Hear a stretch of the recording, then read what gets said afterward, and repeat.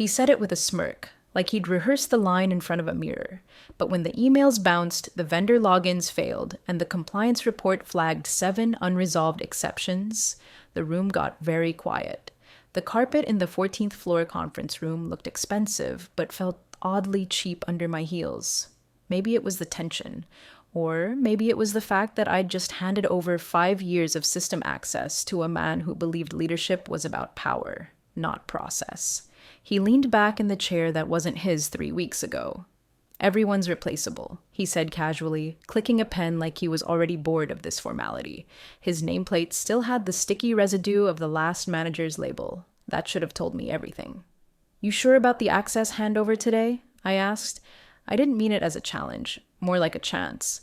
A subtle invitation to consider that replacing people came with consequences. But he smiled with that slick, dismissive confidence that made you wonder how many emails he read before forwarding them with a "let's circle back." "I've read the process, Doc," he said. He hadn't. "Just give it the green light." 2 hours later, I authorized the access transfer. Clara's credentials were disabled. Admin-level rights were reassigned. Her folder, Compliance Reports, FY19, FY24, was backed up, archived, and sealed like a tomb. Clara didn't fight it.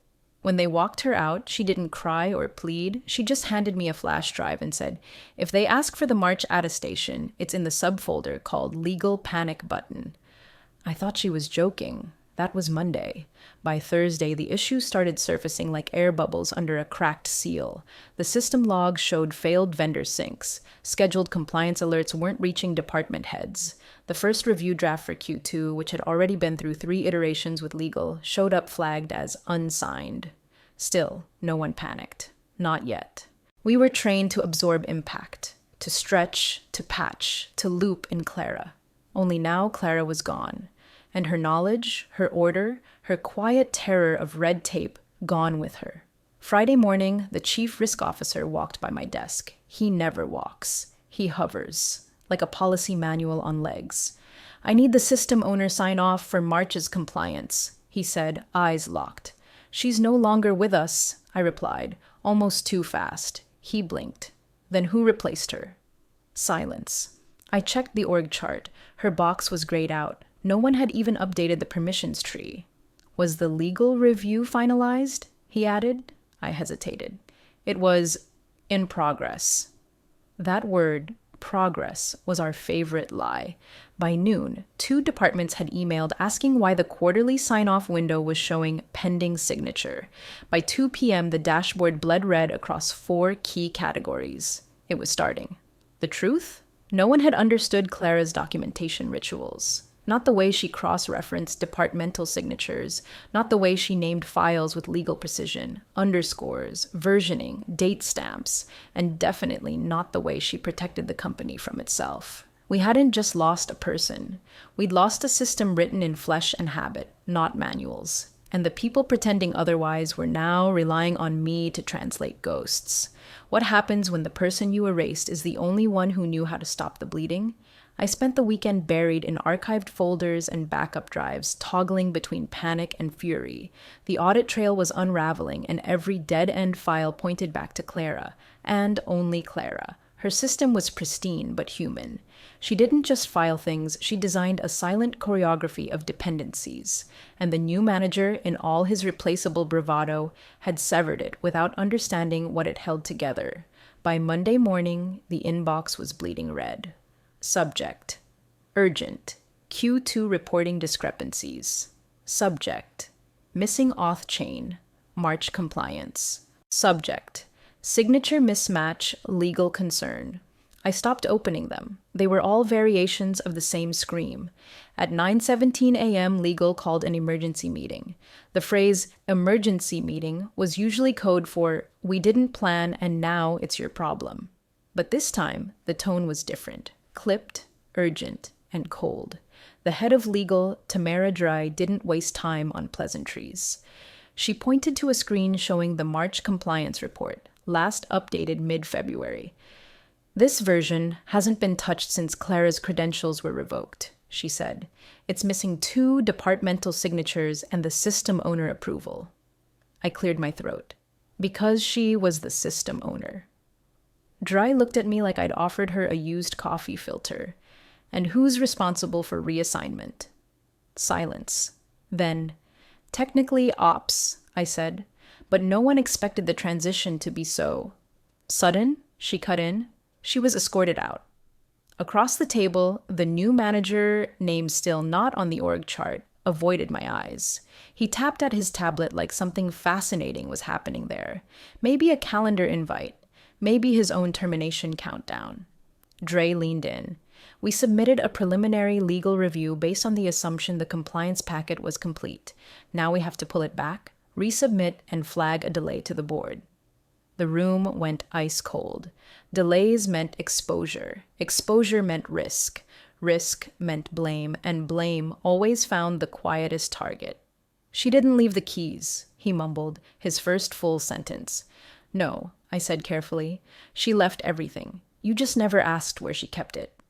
Two people glanced at me. I almost smiled. Almost. The flash drive Clara gave me was still in my drawer. I hadn't touched it, partly out of caution, partly out of guilt. Now it pulsed in my mind like a detonator. At lunch, I finally plugged it in. The file structure was simple. March, report, final.v4 was nested inside a folder called If You're Reading This. Inside it, a full compliance checklist with annotations, internal escalation notes, and 3 draft versions of the departmental sign-off matrix, color-coded and time-stamped. She even included a PDF titled Policy Gaps Management Pretends Don't Exist PDF. There was a note at the bottom of the folder too, a .txt file. Just one line. Don't let them bury this with me.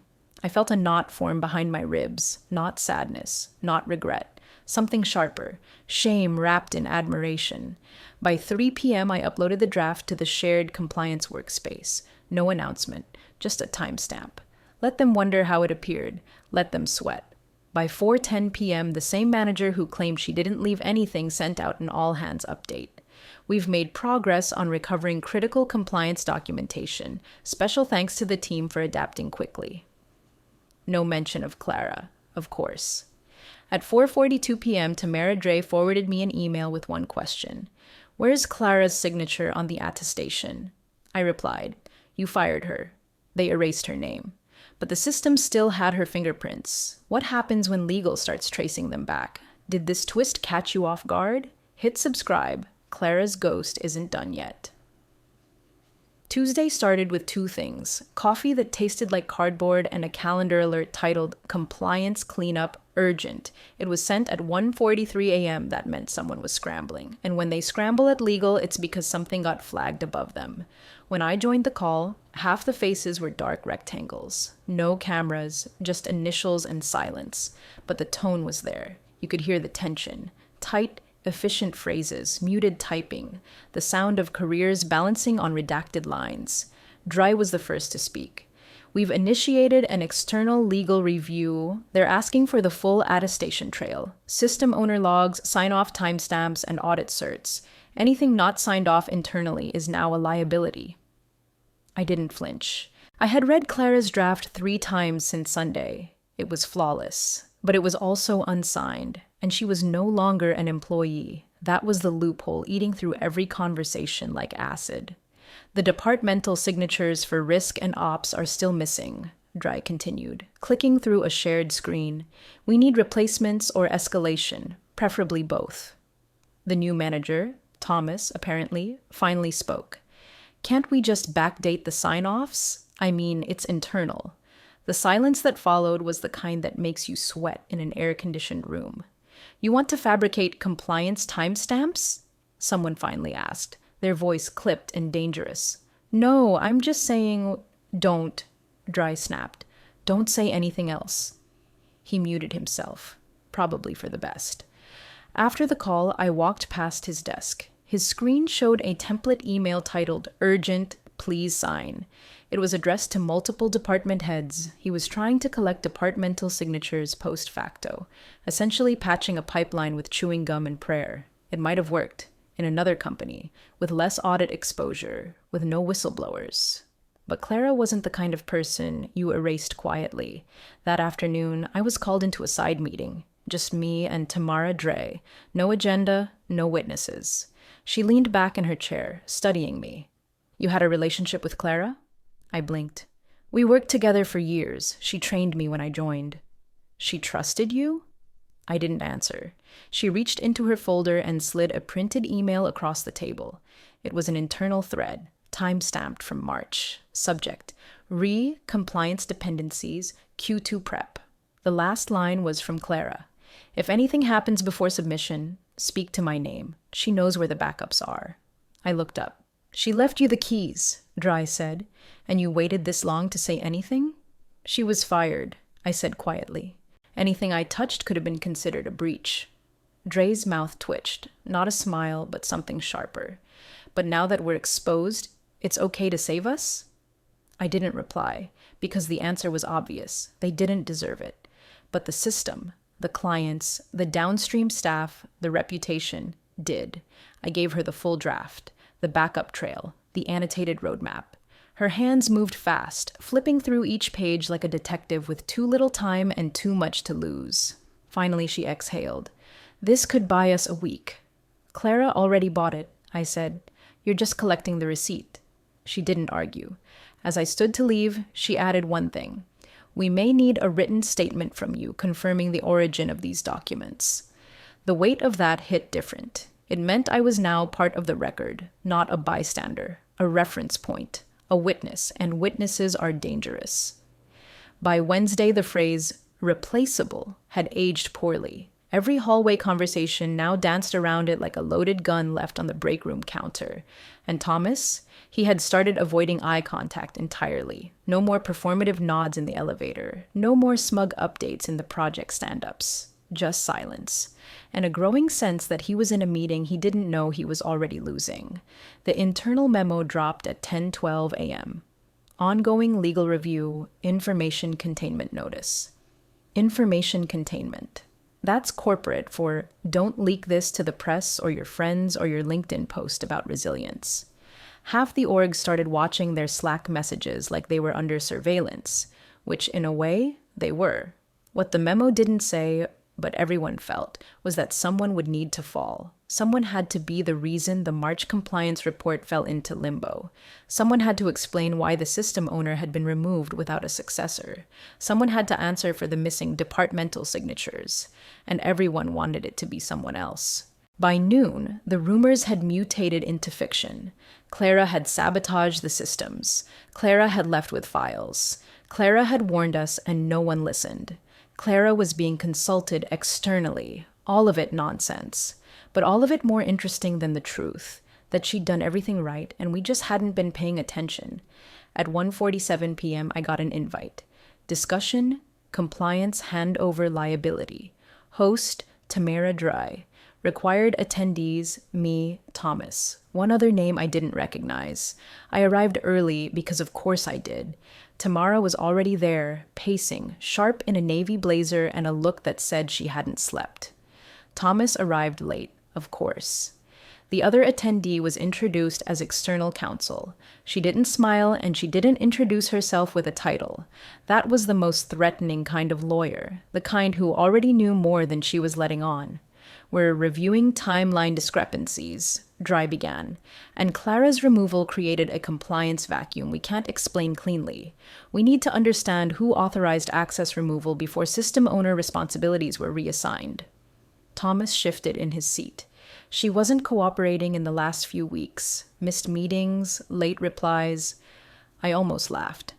Clara had been in 3 overlapping cycles of review, had flagged 6 policy gaps, and was literally drafting handover notes on her last day. She handed me a drive with backups, I said, on her way out. She told me where the March documentation was stored. That changed the temperature in the room. You're confirming she attempted a proper transition? Asked external counsel, pen still unmoving. I am, I said. Why didn't you disclose that earlier? I wasn't sure if I had the authority, and I was waiting to see if anyone asked. Tamara narrowed her eyes, just slightly. You were waiting for someone to realize what we lost? I was waiting for someone to care, I corrected. Another pause. Then the lawyer spoke. If the handover intent is documented and the materials align with internal timelines, then liability shifts. To who? Thomas asked, voice dry. She didn't answer. She didn't need to. Everyone in the room already knew. After the meeting, I sat at my desk staring at Clara's old Slack profile. It still showed her photo, blurred, slightly overexposed, like she was half fading, but the status had changed. This account has been deactivated. And yet, here she was, present in every folder, every document, every decision under fire. They had erased her from the building, but not from the system. By Thursday, the building itself felt different. The glass panels in the lobby reflected not people, but postures. Heads low, steps brisk, backs a little too straight. Everyone was in pre-defense mode. There's a particular kind of silence in offices like ours. It's not the absence of noise. It's the presence of unspoken calculations. Who knows what, who's safe, and who might be the next subject line in an all-staff email with the words, effective immediately. I got another invite. This one was cryptic. Subject: review alignment, prior owner handoff, location, 17th floor, strategy hub, not legal, not HR, strategy. When you get pulled into a meeting labeled strategy during a legal review, it means someone's not just managing damage, they're planning the story. There were 5 people in the room when I walked in, 4 laptops open, 1 legal pad, untouched, and on the screen, Clara's name, not her profile, not her ID number. Her name in bold, Clara Henley, prior system owner. Someone cleared their throat. A man I'd never seen before. He looked polished, like he got promoted young and had been compensating for it ever since. We're aligning the official narrative, he began. We've reviewed the backup files and confirmed her involvement in preparing the March compliance report. However, due to her termination status, her sign-off is technically invalid unless there's an exception path. Exception path. What a sterile way to say you cut her loose before she could save you. She left full documentation, I said. 3 versions of the attestation, with annotations. She flagged the departmental signatures that were pending and even noted the reasons for delay. He nodded. We're not disputing her diligence. The question is how we document it without implying that the leadership transition caused the failure. There it was, the real reason I was here. They weren't writing a report. They were writing history, one that kept the current leadership's hands clean and Clara's name tidy, admirable, devoted, and conveniently quiet. Are you asking me to rewrite the timeline? I asked. No, he said smoothly. We're asking for your perspective, clarification, confirmation of facts. It sounded harmless, but every word was a thread, waiting to be pulled. Tamara wasn't at this meeting, neither was the external counsel. That was telling. You want me to say she didn't resist the transition, I said flatly, that she supported it. The man smiled. If that's what you observed. I looked around the table. No one else made eye contact, just keys tapping, notes scribbling. Someone was even nodding like they were trying to coax me into agreement through body language alone, so I said nothing. I reached into my folder and pulled out the printed email. Clara's words. If anything happens before submission, speak to my name. She knows where the backups are. I laid it on the table, then added the last version of the compliance report, the one with the highlighted signature fields. One of them was signed, time-stamped on her final day. The others were pending, labeled with sticky notes that read, waiting on finance and legal asked for revision V3. She did everything except walk it into your hands, I said, and you're trying to write her out of the picture. A long pause, then someone typed faster. He adjusted his tie. We're not writing her out. We're just optimizing the narrative. I stood up. Then write your own. I'm keeping the original. I walked out before anyone replied, if they did. Back at my desk, I checked the document archive. A new folder had appeared. Final audit materials, internal use only. Inside it, Clara's March file, with her name still in the system owner field, for now. Friday mornings were usually slow in our office, the kind of slow where Excel dashboards load a little more reluctantly, and people loiter by the coffee machines pretending to check calendars. But not this Friday. At exactly 8:02 a.m., the company-wide email landed like a quiet bomb. Subject: Policy Escalation Compliance Reporting Chain. From Office of the General Counsel. The language was surgical. Phrases like material exposure, timeline inconsistencies, and systems dependency vulnerability jumped out like bruises on otherwise perfect skin. But one sentence stood out. A review of system owner transitions revealed a failure to capture and validate departmental signatures in accordance with internal policy. No names, no direct blame, but the people who needed to recognize themselves in that sentence would. The rest of us? We were just waiting for what came next. Thomas was absent that day. Working remotely, someone whispered, though no team status was active. Rumors were wild. That he'd been placed under formal review, that legal had locked his credentials, that he was cooperating with investigators, or not cooperating at all. At 9:10 a.m., Tamara Dry pinged me. Come by when you're free, conference 12B, bring Clara's file. There was no subject line. Just that. 12B was half lit when I arrived. Tamara was already there, standing by the window, unreadable. She didn't turn when I walked in. Sit, she said. I placed the folder in front of her. Physical, paper, annotated, with page corners worn from too many rereads. The March compliance report, Clara's final handoff. Tamara finally turned. The external legal review team wants formal statements, not interviews. Written. I nodded. And they want clarity on why the system owner responsibilities weren't reassigned before her removal. There it was, the sentence with teeth. I can tell them the truth, I said, that she offered transition support, that her documentation was complete, that leadership didn't assign a replacement until after the fines started. Tamara didn't blink. They'll ask for names. I'm not protecting anyone, I said quietly. Another pause. She protected us, Tamara said, more to herself than to me. Until the last minute. You realize that, right? I did. She picked up the folder, flipped to Clara's final annotated page, and held it up. You see this? She asked. I nodded. It was a table with a column labeled Departmental Signatures, Pending Justification, Finance, Legal, Ops. Each row had notes. Waiting on internal correction. Need updated policy reference. Verbal confirmation only. She didn't just collect signatures, Tamara said. She chased clarity. You don't replace that with access rights. For a moment, there was silence. Not the tense kind. The kind that comes right before something real is said. Then Tamara slid the folder back to me. They're asking if Clara can be listed as an authorized preparer retroactively. It's legally gray, but it's honest, I said. She nodded. She built the foundation. Everyone else just ignored the fire alarm. Before I left, Tamara added one last thing. They wanted to write her out of the story. Now they're asking her to sign the last page. I paused by the door. She can't, I said, but I can tell them exactly where she left the pen. Some stories end with a bang. Ours didn't. It ended with a spreadsheet. Monday morning, a new file appeared in the shared compliance workspace. System Owner Reassignment Matrix, V1.0.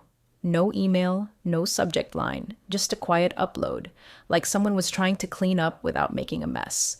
The matrix listed every current system with a vacant or misassigned system owner role. 6 entries. Clara's former domain was at the top. A fresh name sat beside it. Someone from audit who had never spoken a word to her, but the signature cell, still blank.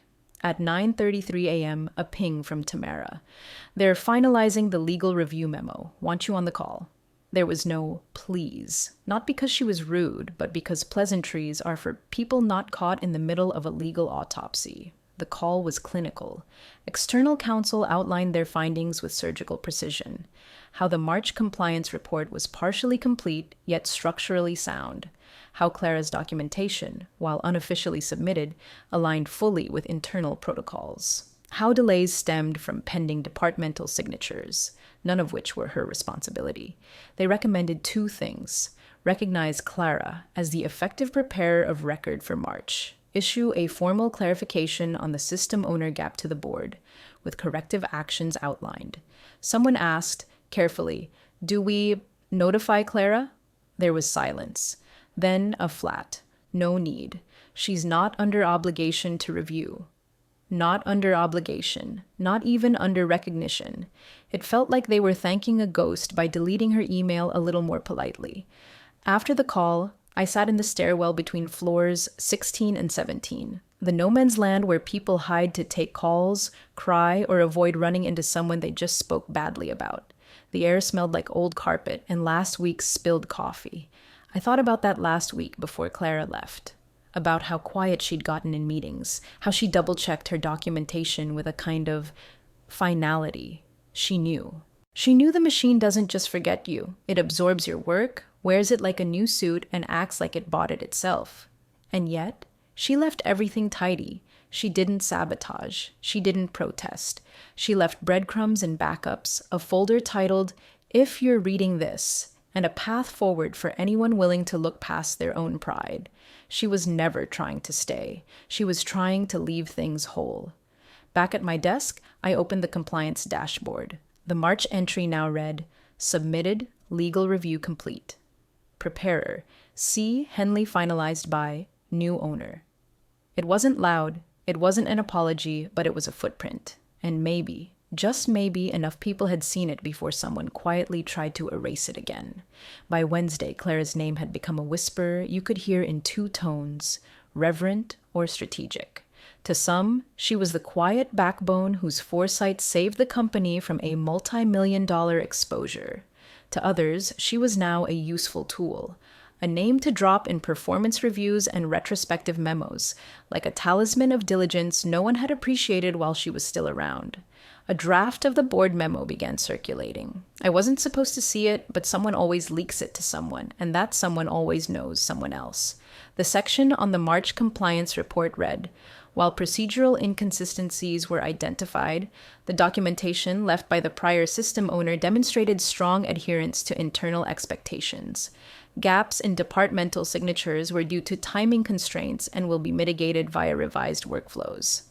It was corporate poetry, vague praise, no guilt, clean exit. I scanned every sentence, searching for the thing I knew would be missing, an apology. A line that said, "We let someone go too soon, too carelessly, too stupidly." But there it was. Sanitized narrative, risk-managed language, perfect for a slide deck. By mid-afternoon, Tamara called me into her office. No invite this time, just a look.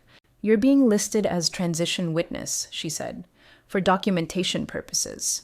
I nodded. "Does that mean anything?" "It means if someone questions the timeline again, you're the fact-checker, the audit validator." "I didn't authorize anything," I said. She smirked. "Which makes you credible." She handed me a printout, the final legal review summary. My name was there, alongside Clara's in the sequence of events. Data retrieval, system transition, sign-off matrix. 2 names, 1 ghost. I traced the timeline again. 1 week. That's all it took for chaos to expose everything they hadn't seen or refused to. 1 week between a smug sentence and a compliance firestorm. 1 week between everyone's replaceable and where's Clara's signature. Before I left her office, Tamara added, "There's a push to formally rename one of the internal control checklists. Make it more robust. Add a Clara clause." I paused. "A what?" Clause 7C, pre-removal dependency audit. Every system owner will need to pass a documentation threshold before credentials can be revoked. It was bureaucratic immortality, not a statue, not a plaque, but a policy, something that would live in SOPs and onboarding decks, something future employees would grumble about without ever knowing who they were cursing or who they should be thanking. I sat with that for a moment. It didn't feel like justice, not really, but it felt like gravity, the kind that pulls actions back into consequence. That night, I stayed late. Most lights were off. The cleaning staff moved quietly, respectful in ways that managers never were. I walked past Clara's old desk. It had a new occupant now, a bright, eager analyst with a stress ball shaped like a KPI. She had no idea. I didn't say anything. I just opened my laptop, updated the internal wiki, and added 1 line to the compliance preparation transition notes section. If you're ever replacing someone, ask what only they know. Then listen. There's a strange quiet that follows a storm. Not relief exactly, More like a recalibration, like the air realizes it overdid it and is trying to pretend nothing happened. By the next week, the official story had settled. The legal review was successfully concluded. The March compliance report was marked as final, with no further escalations. And Clara? She was still gone. But she was now part of the architecture. The revised onboarding package for system owners included her checklists, word for word, her folder naming conventions, her email templates, even her calendar cadence, monthly cross-checks, quarterly sign-off alerts, and bi-weekly policy touchpoints were reinstated as best practice. They didn't name her. But her fingerprints were suddenly everywhere, and the people who'd once shrugged at her fastidiousness were now quoting her habits in team meetings like ancient scripture. Funny how reverence shows up late, once it's safe, once it no longer threatens anyone's status. I kept watching Thomas. He was back. Technically, but the shine was gone. He'd lost whatever executive arrogance he walked in with and replaced it with the kind of forced humility that comes with being publicly spared but privately noted. He no longer led meetings. He joined them. He no longer sent summaries. He reviewed them. He was still on payroll, but not in power. He passed me once in the hallway, gave a tight nod, and said, "Thanks for stepping in." I didn't respond. Not because I was being petty, but because I knew he wasn't talking to me. He was talking to the ghost still sitting in every risk register and escalation matrix. Clara had, without a single word, done what few people manage in these places. She made herself undeniable, and she did it without a single headline, lawsuit, or angry exit interview. All it took was doing the job no one respected, better than anyone ever had. That week, I cleaned out an old shared folder and found a draft she never sent. It was labeled Compliance Culture, Unpolished. One paragraph stood out. I read it 3 times before saving it offline, just in case. The danger isn't bad data. It's leadership that thinks control is louder than clarity. I don't care who's in charge. I care who stays behind to make sure the lights turn off properly. That was Clara. Not loud, not vengeful, just steady. And when the lights had almost gone out, it was her planning that kept us from plunging into blackout. So I made one small change, quiet, like she would have liked. In the metadata of the Compliance Handbook PDF under Author, I added, C. Henley, Legacy Reference. No one would notice, but if they ever dug deep enough, she'd be there, waiting. Months passed. And like all things in corporate life, what was a once crisis slowly decayed into background noise, then into memory, then into myth. The March compliance report? Now just another green check on a long list of audits no one outside legal will ever read. The system owner logs? Reassigned, renamed, refiled. The legal review summary? Archived, PDF locked, accessed maybe twice a quarter, by someone preparing for a presentation that'll be forgotten before it ends. But some things stayed. Clara's checklists were no longer Clara's checklists. They were just the process. Her quirks became protocol. Her meticulous layering of version history was absorbed into department SOPs. Her calendar rhythms, dismissed once as overkill, were now automated into default templates. No credit, no tribute, just embedded excellence anonymously inherited. And yet, some of us remembered. We remembered the flash drive, the folder titled, If You're Reading This, the file that saved the board from embarrassment and the company from fines. The signature missing not because she forgot, but because someone else thought she wasn't worth keeping. That's the part no one put in a memo. She didn't just leave behind documentation, she left behind proof. Proof that you can do things the right way, quietly, persistently, and that it still matters even if no one claps at the end. I walked past her old desk last week. It's been through 3 occupants since, each one slightly more rushed, slightly more distracted. But her old nameplate, the one she peeled off before leaving, is still buried in the back of the desk drawer. Someone keeps putting it back. No one admits who. Maybe it's just superstition now. Or maybe the desk remembers who held the weight of it best. I heard a new analyst use her file structure last Tuesday. They didn't know it came from her, but they called it the gold standard. And in a way, that's better than a plaque. Because Clara didn't need applause. She just needed the system to work. And now, it does, because of her.